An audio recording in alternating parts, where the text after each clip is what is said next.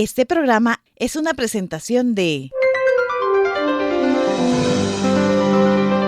el equipo de producción de Radio Bea. Tiempo devocional en la bienvenida. A cada uno de ustedes que nos está escuchando en este nuevo devocional, deseamos que el Señor bendiga abundantemente cada uno de sus anhelos y propósitos, y deseamos que este devocional pueda ser de mucha ayuda. Antes de iniciar, quisiera comentarles que abrimos un paréntesis. Hace un par de programas para compartir algo que teníamos ahí pendiente sobre lo que usted puede ir a las redes sociales si no lo ha escuchado. Hemos estado hablando de amar a los enemigos, ¿se recuerda?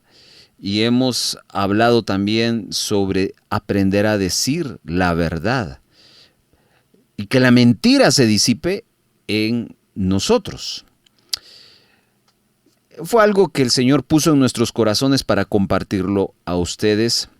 Así que abrimos ese paréntesis y lo tenemos que cerrar.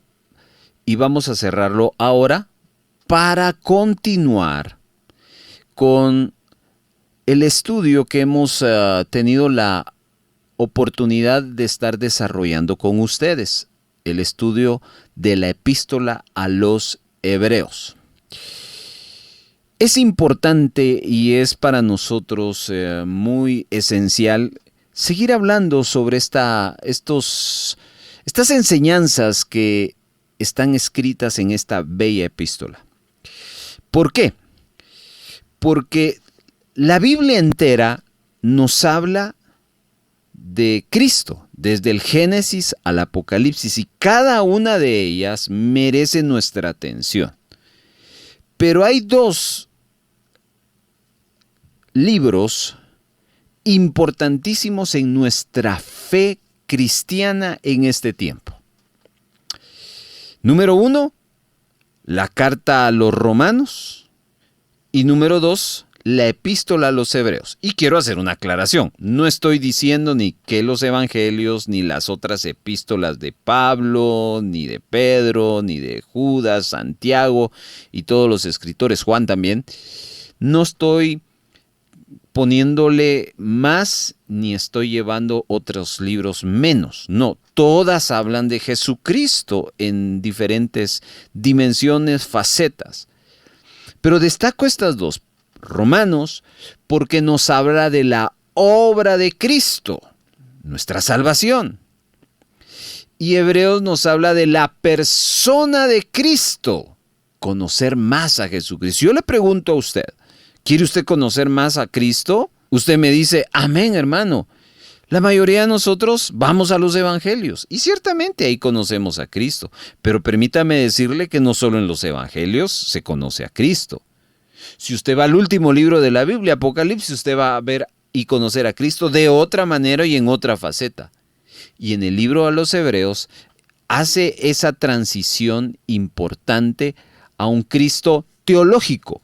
Déjeme decirle que existe 3 perspectivas que el hombre tiene para conocer a Cristo y solo una de ellas es la correcta. La primera es la perspectiva religiosa. La segunda, perspectiva tradicional. Y tercera, la perspectiva teológica. Se las explico rápidamente. La perspectiva religiosa es la perspectiva que las religiones plantean acerca de Jesucristo. Y las religiones tienen mucho que hablarnos de Jesucristo, pero es su perspectiva. Le voy a dar un ejemplo. Porque la Biblia nos habla de lo que los fariseos, que eran los religiosos de los tiempos de Jesús, hablaban de Jesucristo. Por ejemplo, los fariseos decían de Jesús que era un blasfemo. Lo acusaban de blasfemia, sobre todo cuando lo escuchaban decir, mi Padre.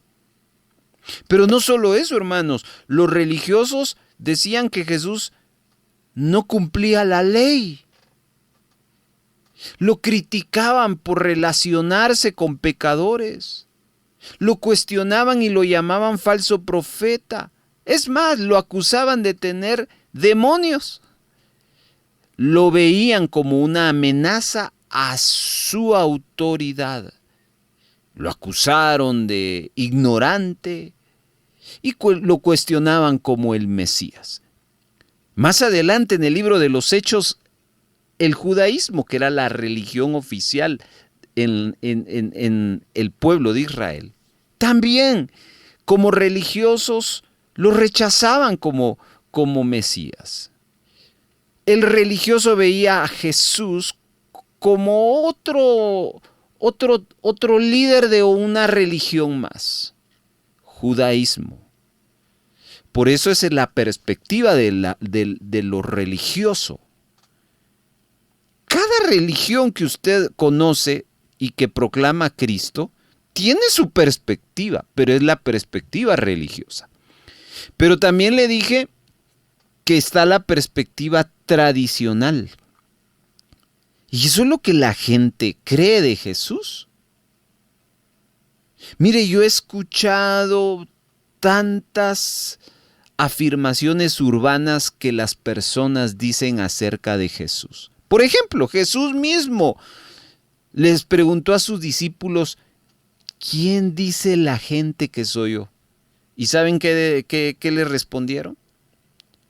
Le respondió, unos dicen que eres Juan el Bautista, otros que eres la resurrección de Elías, Jeremías, dicen por ahí, etcétera, etcétera. Hermano, lo que nuestros padres nos pudieron hablar de Jesús no necesariamente es lo que la Biblia nos enseña, lo que nos enseñaron en la escuela, lo que comentan en las reuniones familiares, etcétera, etcétera. Hablo de la perspectiva de las perspectivas urbanas tradicionales. Llevamos dos, pero la que nos más interesa es la perspectiva teológica, que es la perspectiva de la Biblia. En el pasaje que le dije, cuando Jesús le preguntan a sus discípulos, ¿quién dice la gente que yo soy? La afirmación o el texto continúa diciendo, tú eres el Cristo, el Hijo del Dios viviente. Y Jesús le dice a Pedro, bienaventurado eres Simón, porque lo que acabas de decir no viene de ti, sino te lo reveló Dios. ¿Cómo Dios revela a nosotros su voluntad en este tiempo, hermanos? No es a través de la palabra. La Biblia es el libro oficial de revelación que nos muestra a Cristo.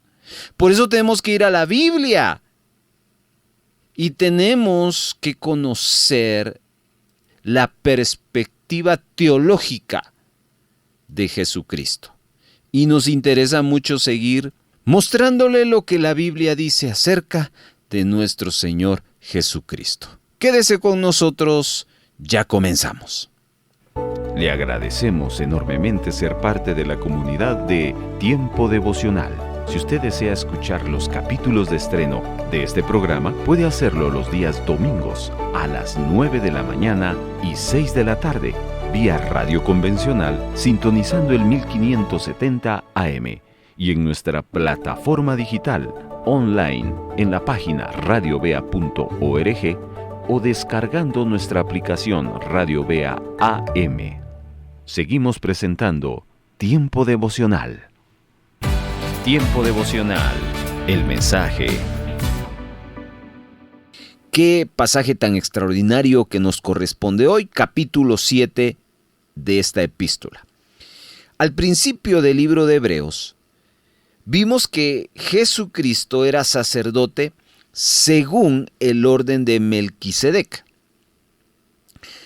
Conocimos a Melquisedec e hicimos referencia, y usted tendría que ir al episodio 1, episodio 2 de esta serie, que usted lo puede encontrar en nuestras redes sociales. La referencia bíblica en Génesis 14, allí se menciona por primera vez a Melquisedec. Este sacerdote se encontró con Abraham y lo bendijo cuando este último regresaba de una batalla. A Abraham, en respuesta a esa bendición, le da el diezmo del botín que había obtenido. Así que eso nos refiere Génesis capítulo 14, del verso 18 en adelante. Pero vamos a leer cómo arranca ahora este episodio en su primer versículo, verso 1, capítulo 7 de Hebreos. Melquisedec fue rey de Salem y sacerdote del Dios Altísimo, cuando Abraham regresaba de una batalla en la que había derrotado a unos reyes. Melquisedec salió a recibirlo y lo bendijo. Entonces Abraham le dio a Melquisedec la 10ª parte de todo lo que había ganado de la batalla. El nombre Melquisedec significa rey justo, pero también se le llama rey de Salem, que significa rey de paz. Aquí entonces encontramos en este verso 1 que se le describe como el rey de Salem y sacerdote del Dios Altísimo. Entonces vamos a empezar a analizar por unos instantes este personaje, Melquisedec. Ya vimos que era rey de Salem. Salem es la ciudad de Jerusalén. Durante ese tiempo, Jerusalén no pertenecía a los judíos. Sin embargo, la tierra se estaba preparando para ser del pueblo de Dios. Incluso antes de que los judíos la tomaran como su ciudad, Dios levantó a personas que le honraran, y una de ellas fue Melquisedec, rey de justicia. Él fungía como sacerdote y rey en esa ciudad, Salem. Melquisedec también era sacerdote, dice, del Dios Altísimo. Aunque él no parece haber sido israelita, sí parece haber conocido, honrado y servido a Dios, al Dios de Israel. Y mire qué interesante eso, porque aquí se rompe esa exclusividad de pertenecer a una raza, de pertenecer a un credo. Aquí es la honra que se le da al Dios, el cual Dios lo recibe. Sin embargo, siguiendo y conociendo más de Melquisedec, su sacerdocio no era según el sacerdocio que Dios había levantado para los israelitas de Leví, como lo describe en el Antiguo Testamento. Más adelante vamos a tener que dar alguna referencia de esto. Y quiero que observe también el verso 2, que allí se utiliza la palabra Salem y su significado como paz. De tal manera que a Melquisedec también se le describe como no solo un sacerdote del Dios Altísimo, no solo un rey de justicia, sino también se le describe como un rey de paz. Seguidamente, en el versículo número 3 nos van a dar una referencia muy interesante. Leámoslo. Nadie sabe quiénes fueron sus padres ni sus antepasados, ni tampoco cuándo o dónde nació y murió. Por eso él, como sacerdote, se parece al Hijo de Dios, que es sacerdote para siempre. Bueno, está claro, ¿no? Aquí vemos que este personaje Melquisedec no tenía padre ni madre. Cuando Melquisedec se menciona en el libro de Génesis, se hace sin referencia de genealogía. Y esto es bien interesante porque a la mayoría de las personas se le pone genealogía y se le conoce en los tiempos bíblicos por sus parientes. De tal manera que aquí hay una simbología profética. Melquisedec se convierte en un anticipo profético del Cristo que habría de venir. Su nombre hablaba de justicia, de reino, que vendría de la ciudad de Jerusalén. También su nombre habla de paz y habla de servicio, de sacerdote del Dios Altísimo. Entonces, Melquisedec era dos cosas, rey y sacerdote. Y cuando usted ve a Jesús, lo vamos a conocer como rey y como sacerdote. Jesús vino como sacerdote. ¿Por qué decimos eso? Para llevarnos a Dios. Y vino como rey para traer un reino espiritual. Los padres de Melquisedec no se mencionan en las Escrituras. Así existió Jesús en la eternidad pasada, sin padres. Hablo no del Jesús hombre, hablo del Jesús eterno. Y el escritor de esta epístola a los Hebreos hace una comparación al Señor Jesús con el Melquisedec del Antiguo Testamento. Él veía a Melquisedec como una simbología profética de Jesús, tanto en su vida terrenal como en el servicio ministerial que realizaba. Cuando Abraham se encuentra con Melquisedec, aquí tenemos que irnos no solo al libro de Génesis, capítulo número 14, sino vamos a leer el verso 4. Dice, ahora bien, Melquisedec era tan importante que nuestro antepasado Abraham le dio la 10ª parte de lo que ganó en la batalla. Esta es la referencia que hace el autor a los Hebreos. Versículo 4, se habla del diezmo que Abraham le dio del botín que había obtenido en la batalla. También esa acción que Abraham está realizando era una acción profética. ¿Por qué? Porque eran los sacerdotes del Antiguo Testamento quienes recogían los diezmos del pueblo. Entonces, al darle el diezmo a Melquisedec, Abraham lo estaba reconociendo como sacerdote. Me estoy dando a entender, hermanos, espero que sí.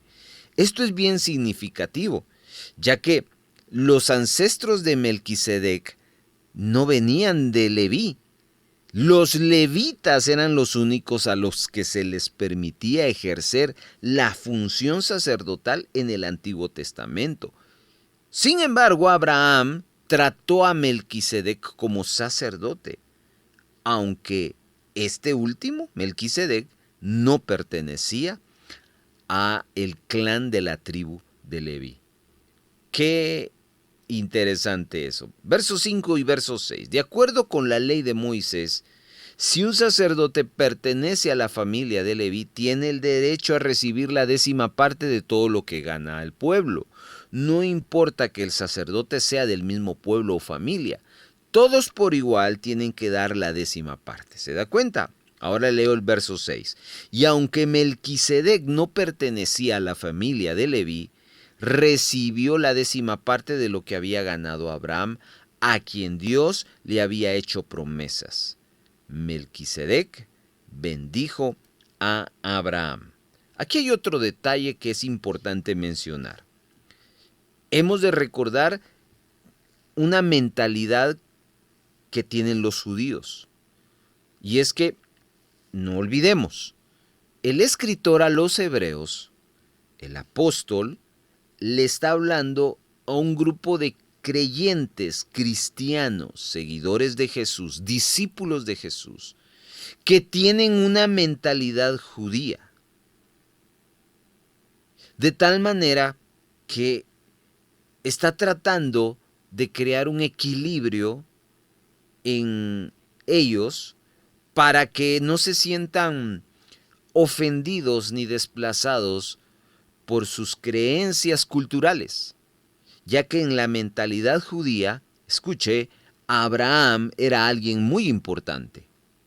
Él era el padre de su fe, literalmente el padre de su nación. Sin embargo, quiero que observen el versículo 6 que Melquisedec fue quien bendijo a Abraham. Entonces, ¿cómo podía Melquisedec bendecir a tan grande hombre como Abraham? Nosotros lo entendemos porque nosotros no tenemos una mentalidad judía. Pero para un judío el personaje más importante antes de de cualquier otro, humanamente hablando, es Abraham. Entonces acá, el escritor, en el verso número 7, va a hacer algo bien importante. Leamos. Y como todos sabemos, el que bendice es más importante que el que recibe la bendición. ¿Cómo podía entonces Melquisedec bendecir a Abraham si en la mentalidad judía Abraham era superior a cualquier otro? Entonces acá claramente el escritor de la epístola a los Hebreos nos está ubicando que en el Antiguo Testamento la persona que bendecía era superior a la que recibía la bendición. De tal manera que, por ejemplo, los sacerdotes eran los que bendecían al pueblo. En otras palabras, mis hermanos escuchas, lo que el autor del libro a los Hebreos nos está mostrando es que Melquisedec representa a alguien superior a Abraham, ya que Melquisedec tenía la autoridad de bendecir a Abraham, el padre que fundó Israel. Y vemos una vez más otra simbología de Jesús que había de venir. Quiero que leamos Juan capítulo número 8, porque acá nos va a llevar a hacer destacar a Jesús que se hace esa misma pregunta. Verso 53, San Juan 8. ¿Acaso eres tú mayor que nuestro padre Abraham? Eso fue una pregunta que le hicieron a Jesús. Él murió y también murieron los profetas. ¿Quién te crees tú? Bueno, este es un cuestionamiento que le hacen a Jesús los judíos en aquel entonces. Entonces, retomando el texto de Hebreos, el autor responde a esta pregunta de manera definitiva. Jesús, hermano, ponga atención a esto, a quien Melquisedec representaba y simbolizaba, era en verdad mayor que Abraham. Mire qué cosa tan preciosa lo que estamos aprendiendo hoy. Porque muchas veces nosotros tenemos el pensamiento de que Jesús es grande, pero no sabemos la magnitud ni tampoco ubicamos a qué se refiere su grandeza. Aquí podemos encontrar una parte de ella. Verso 8, Hebreos capítulo número 7. Los sacerdotes que ahora reciban la 10ª parte de lo que ganamos son personas que algún día morirán. Melquisedec, en cambio, sigue vivo, porque la Biblia no dice que haya muerto. ¡Wow! Aquí vuelve a la carga el autor comparando el sacerdocio de Leví en el Antiguo Testamento con el sacerdocio de Melquisedec. En el caso del sacerdocio de Leví, el diezmo se recogía por medio de hombres pecaminosos, con vidas perecederas y que al final morirían. Es decir, había una dinámica finita, no infinita. Sin embargo, en el caso de nuestro Señor Jesucristo, que ejercía un sacerdocio no en el orden de Leví, sino en el orden de Melquisedec, y aquí viene otra razón, porque viviría para siempre. Hermano amado, Jesús no tiene fin. El sacerdote, en el caso del sacerdocio de Jesús, es eterno, cuyo ministerio nunca tendrá fin. ¿Y cuál es la razón por la cual el sacerdocio de Jesús no tiene fin? Es simple. La muerte en la cruz hace que Él conquiste la muerte. La muerte era lo que limitaba a los sacerdotes según el orden de Leví. pero tuvo que venir alguien diferente, en un orden diferente, para vencer algo invencible, como lo era la muerte. Vamos a la cita, versículo número 9 y 10. Dice: por eso podemos decir que los sacerdotes de ahora, que pertenecen a la familia de Leví, también le dieron a Melquisedec la 10ª parte, porque Abraham actuó como su representante. Esto fue así porque todos ellos son descendientes de Abraham. Aunque todavía no habían nacido cuando Abraham se encontró con Melquisedec, de alguna manera todos ellos estaban presentes en Abraham. Quiero que observe que cuando Abraham se encuentra con Melquisedec, claramente Leví no había nacido, no existía. De tal manera que el sacerdocio de Melquisedec es más antiguo que el de Leví. De hecho, el escritor le recuerda que se podía decir que Leví, quien solo estaba presente en las entrañas de su ancestro Abraham, pagó su diezmo a Melquisedec por medio de él. A quien se encargaba de recoger los diezmos en realidad le estaba ofreciendo un diezmo a Melquisedec. Entonces, hermanos, aquí el escritor nos está infiriendo que esto implicaba que Melquisedec y la orden que él representaba era superior a Leví y a su descendencia sacerdotal. Y no olviden la simbología: Jesús y su ministerio sacerdotal, según el orden de Melquisedec, eran en sí superiores al sacerdocio levítico. Versículo número 11. Dios le dio la ley al pueblo de Israel. Esa ley se hizo pensando en que los sacerdotes de la familia de Leví ayudarían a ser perfecto. Pero como aquellos sacerdotes no pudieron hacerlo, fue necesario que apareciera un sacerdote diferente, uno que fuera descendiente del sacerdote Aarón, sino como Melquisedec. El sacerdocio del Antiguo Testamento era un sacerdocio incapaz de traer muchas cosas. No podía traer perfección. De tal manera que si no traía salvación a las personas, eso era la necesidad apremiante. El sacerdocio de Leví no podía lograr que sus seguidores alcanzaran las exigencias que Dios pedía. La enseñanza clara del Antiguo Testamento era lo que Ezequiel capítulo 18, versículo número 20. El alma que pecare, morirá. Entonces el sacerdote de Leví podía apaciguar por un tiempo la ira de Dios, pero no podía cambiar el corazón pecaminoso del hombre. Mire qué importante lo que estamos hoy aprendiendo en este verso número 11. Porque los sacrificios que presentaban los sacerdotes de la orden de Leví solamente apaciguaban la ira de Dios, pero no traían la transformación de un corazón pecaminoso.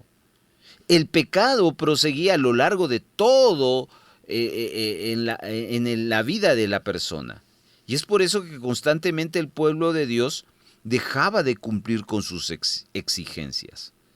Quiero que usted se pregunte cuántas cabras, ovejas, bueyes, aves fueron dadas como sacrificio en el Antiguo Testamento. Muchísimas, millones probablemente. La pregunta es, ¿todos estos sacrificios cambiaban el corazón de quienes lo estaban ofreciendo? ¿Todos estos sacrificios quitaron la maldad del mundo? Entonces, cuando uno lee el Antiguo Testamento, puede ver que a pesar del sacerdocio de Leví, nada cambiaba realmente el corazón del hombre. De tal manera que el pecado seguía siendo la razón de una separación de Dios con el hombre. ¿Quién podía cambiar eso, hermanos amados? Imagínense que si Cristo no hubiera venido, muy probablemente los sacrificios se estarían dando y se estarían presentando, pero eso no tuviera un efecto a largo plazo, sino a corto plazo. De tal manera que el mundo necesitaba un nuevo sacerdote que les trajera paz y perdón. Paz con Dios y perdón de pecados. Entonces sería insignificante cambiar los sacerdotes y mantener el antiguo sistema de normas y leyes. Con el cambio de sacerdocio también vino el cambio de ley. ¿Y cuál es ese cambio de sacerdocio? El sacerdocio de Melquisedec hasta nuestros días marca un nuevo sistema de vida. Quienes se encuentran bajo este sacerdocio, el de Jesucristo, el Rey de Justicia, ya no están bajo el sacerdocio de Leví y todas sus normas. El Señor Jesús no descendía de la tribu de Leví. Bajo la ley del Antiguo Testamento, él no tenía derecho a ser un sacerdote levítico.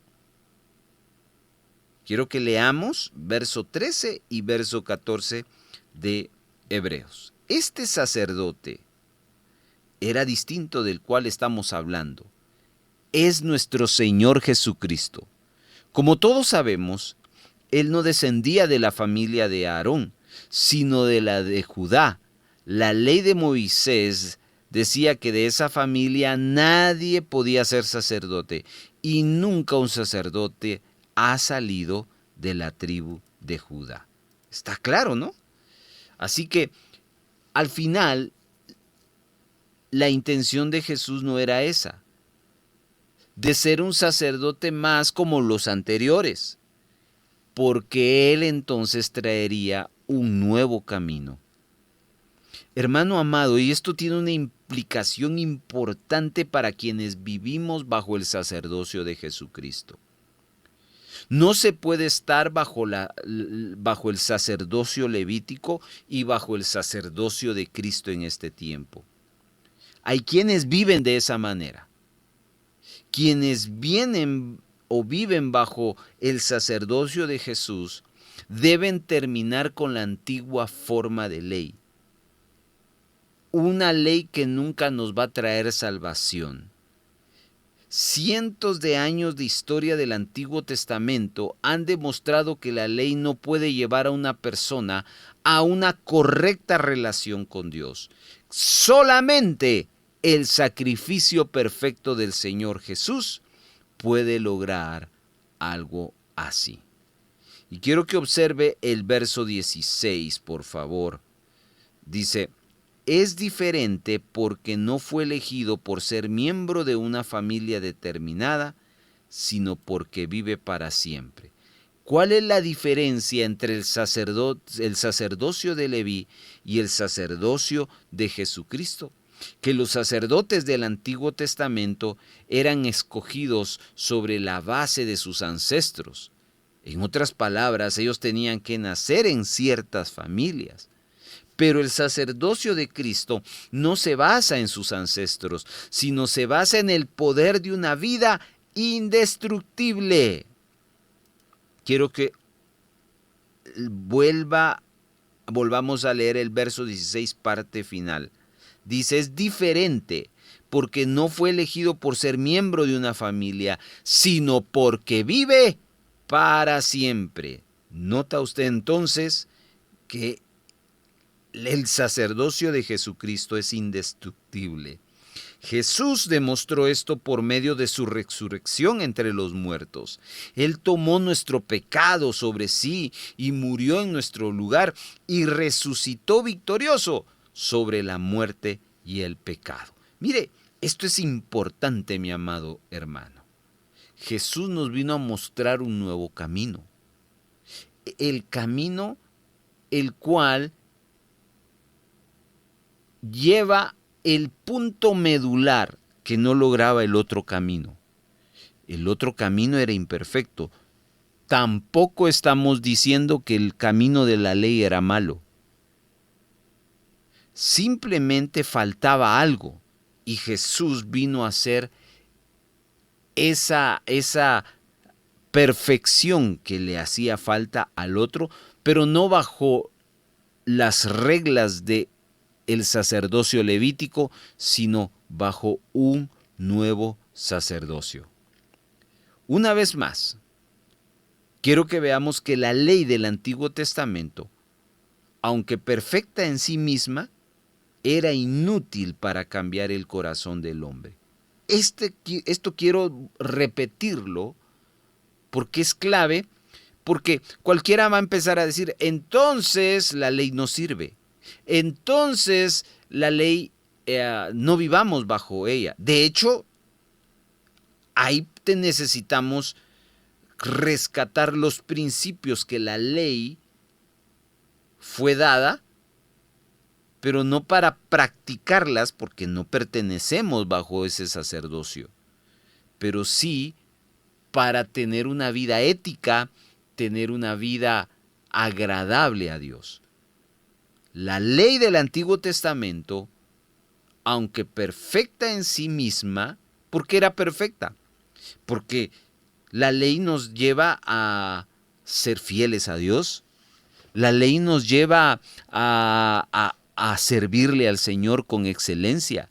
La ley del Antiguo Testamento nos lleva al perdón, a perdonar a los demás, a amar al prójimo, a ser generosos, a honrar al Señor y muchísimas otras más. Pero todo ese camino de la ley no llega al punto medular, el cambio del corazón del hombre. Y quiero leerle el versículo número 18 para que usted me entienda. Dice, así que la ley de Moisés ha quedado anulada porque resultó inútil. ¿Qué significa esa palabra inútil? Inútil desde la perspectiva del punto central de lo que necesitaba el hombre. ¿Por qué el hombre no podía ser perfectamente generoso, perfectamente servir al Señor? Porque no había cambio de corazón. Entonces, esta no fue dada para resolver el problema del hombre. Hablo de la ley. No fue dada para demostrarnos la necesidad que tenemos de un Salvador. Esa es la ley. En Jesús tenemos una mejor esperanza. Y voy a ir leyendo a un versículo que me salté, el 17. Acerca de él, la Biblia dice, tú eres sacerdote para siempre, como lo fue Melquisedec, que está hablando de Jesús, nuestro Salvador. En él tenemos una mejor esperanza. Debido a la esperanza que él ofrece, podemos ahora acercarnos a Dios. Y quiero que leamos el verso 19. Esa ley no pudo hacer perfecta a la gente. Por eso ahora esperamos confiadamente que Dios nos dé algo mucho mejor. Y eso nos permite que seamos sus amigos. Esto es algo que la ley de Moisés nunca pudo hacer. En el Antiguo Testamento, acercarse a Dios, ¿sabe qué significaba? Morir. Ahora, por medio del sacerdocio de Jesucristo, acercarnos a Dios significa vivir. ¿Por qué? Porque a través de Jesucristo podemos hacerlo. Aleluya. Existen muchas otras más diferencias entre el sacerdocio de Leví y el sacerdocio de Jesucristo. Veamos el verso 20, por favor, y sigamos profundizando. Dice, además, Dios juró que tendríamos un sacerdote diferente. Los otros sacerdotes fueron nombrados sin que Dios juzgara nada. Amén. En este verso encontramos que el Señor Jesús como sacerdote, según el orden de Melquisedec, se hizo sacerdote sobre la base de un pacto. Este no era el caso de los sacerdotes levíticos. Dios hizo un juramento respecto al sacerdocio de Melquisedec. ¿Cuál era ese juramento? Leamos el verso 21. En cambio, en el caso de Cristo, Dios sí hizo un juramento, pues en la Biblia dice, Dios juró, tú eres sacerdote para siempre y Dios no cambia de idea. Muy bien, ese mismo verso que leímos lo podemos leer en el Salmo 110, verso 4. Dice, juró Jehová y no se arrepentirá. Tú eres sacerdote para siempre, según el orden de Melquisedec. Wow. Quiero que observe, hermano, que el pasaje citado del Salmo, ahí mencionan a Melquisedec. Entonces lo que necesitamos ver es que incluso en el Antiguo Testamento, el Señor prometió bajo juramento que iba a establecer un nuevo sacerdocio que sería eterno. Debido a que ese sacerdocio de Melquisedec era un sacerdocio eterno, este nos brinda una mejor esperanza. No olvide que el sacerdocio levítico era solamente temporal. El sacerdocio de Jesús es eterno. Él reinará y servirá como nuestro sacerdote por toda la eternidad. Leví y sus descendientes murieron y fueron sepultados como cualquier otro sacerdote, descendiente de él. Pero solo Jesús se ha podido levantar de entre los muertos. Él siempre va a estar ahí para nosotros. Él conquistó la muerte y el pecado. En Él tenemos una esperanza poderosa. La muerte impedía que los sacerdotes en la orden de Leví continuaran sirviendo. Escuche lo que dice el verso 23. Antes tuvimos muchos sacerdotes, porque ninguno de ellos podía vivir para siempre. Pero luego aparece el sacerdocio de Jesús, que es un sacerdocio permanente. Verso 24. Pero como Jesús no moriría jamás, no necesita pasarle a ningún otro su oficio de sacerdote. Hermanos, Él siempre, Jesús, es el puente entre el abismo que hay entre nosotros y Dios. El Señor Jesús como sacerdote, según el orden de Melquisedec, es capaz de no solo salvarnos, sino de satisfacer cualquier necesidad que tengamos. Él puede hacer esto porque, a diferencia de los sacerdotes en el Antiguo Testamento, Él es completamente santo, puro y separado de los pecadores. En cambio, los sacerdotes levíticos eran pecadores que ni siquiera podían salvarse a sí mismos del pecado. Pero Jesús tuvo victoria total sobre el pecado. Y aunque fue tentado como nosotros, como lo vimos en los episodios pasados, Él no pecó, sino que derrotó al pecado y a su poder. Vamos ahora al verso 27. Dice, verso 26 y 27. Jesús es el jefe de sacerdotes que necesitamos, pues es santo, en Él no hay maldad y nunca ha pecado.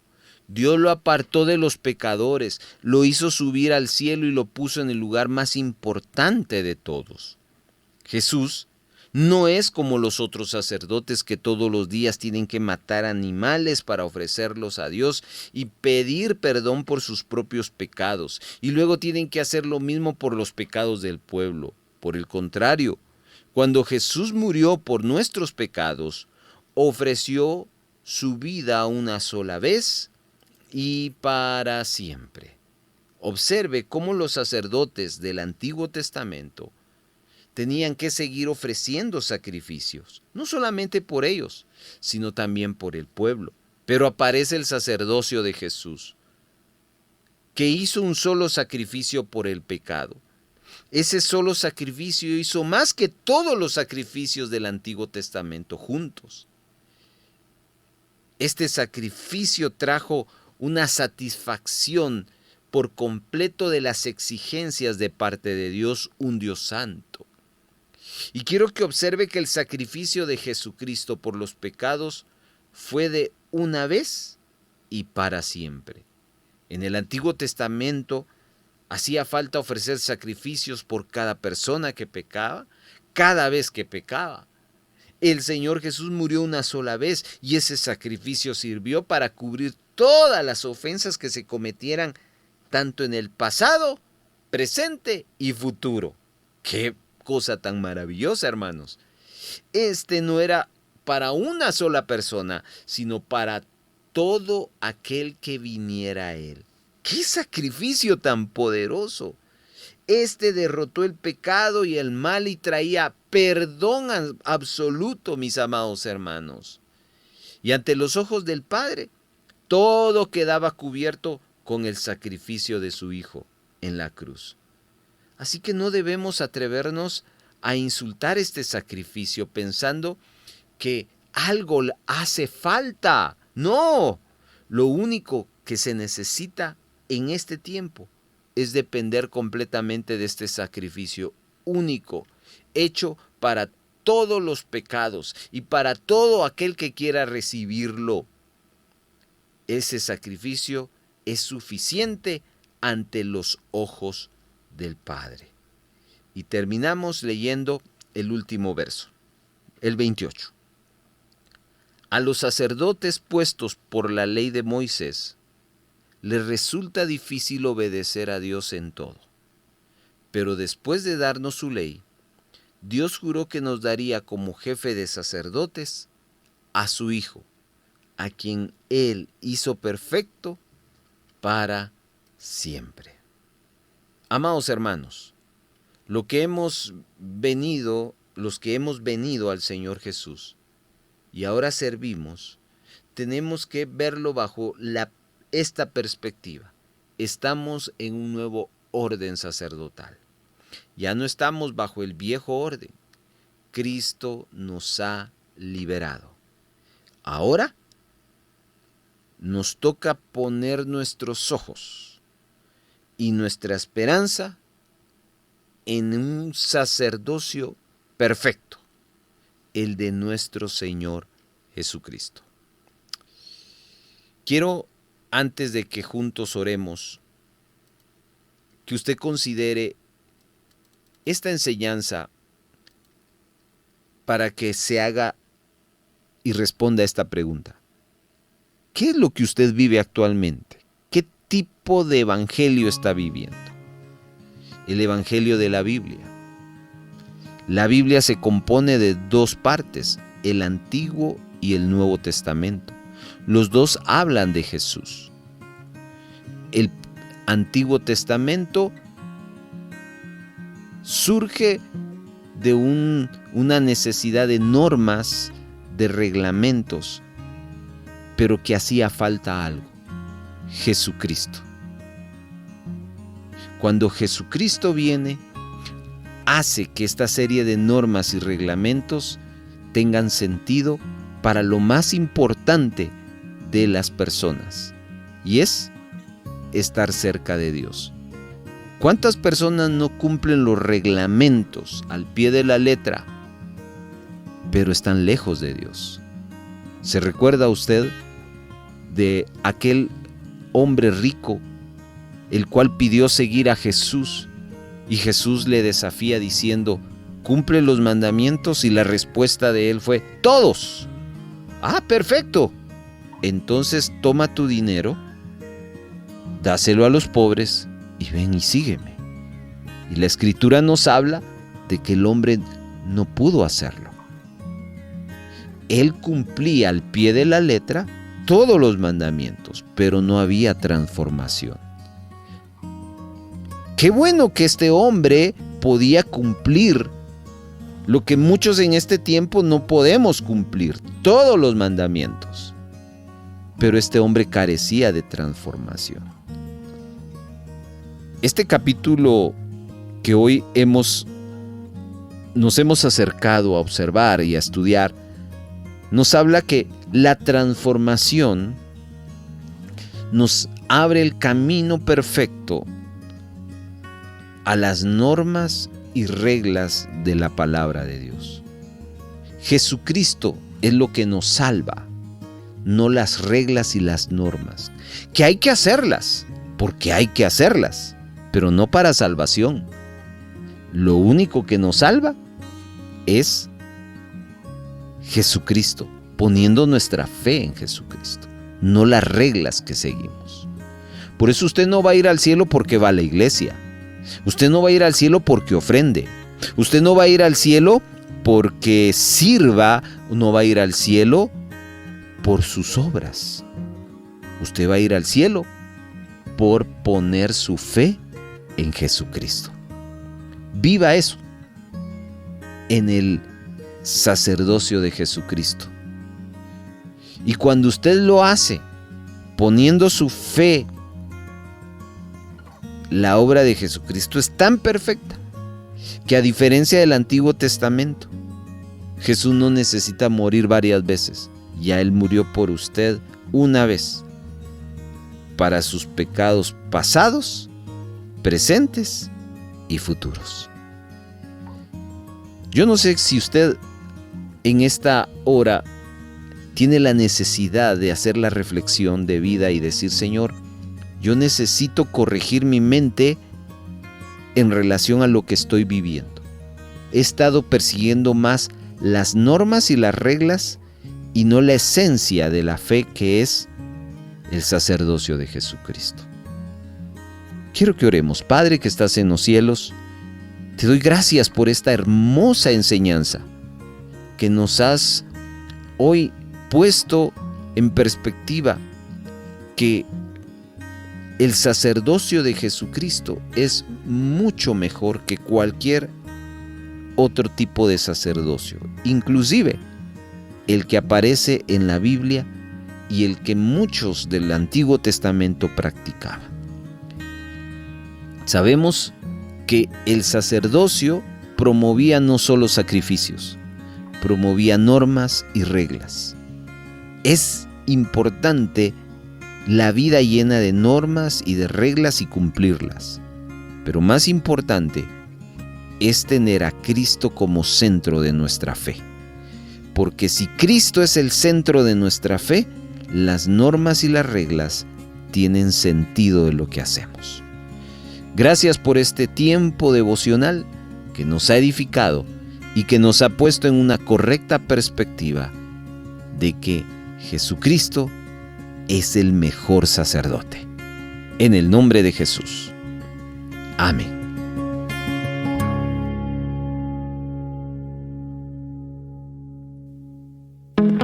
Muchas gracias por habernos acompañado. Si hay gozo y buena voluntad de apoyar la producción de Radio Vea con alguna ofrenda especial, le dejamos 3 formas para hacerlo. 1.